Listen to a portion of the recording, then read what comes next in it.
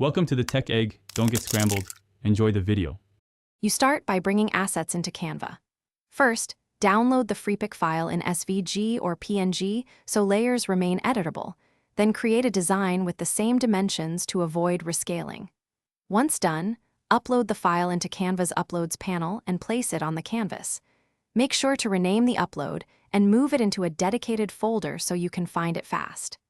This saves time and prevents layout shifts when you begin edits. Now you modify components to fit your design. You'll ungroup or double-click SVG elements to access individual shapes.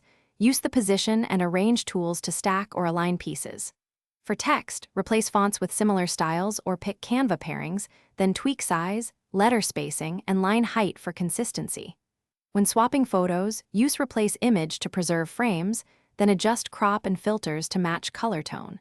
These steps ensure a cohesive, editable layout. Finish by exporting and verifying the result. Choose PNG or PDF depending on use. Enable transparent background for overlays and set high resolution for print. Once exported, preview on multiple devices or print a proof to confirm colors and alignment. If something breaks, like missing layers or flattened vectors, re-download the SVG from Freepik and re-upload, or manually reconstruct shapes using Canva's elements. This troubleshooting step. Thanks for watching. Consider subscribing if I helped unscramble your problems.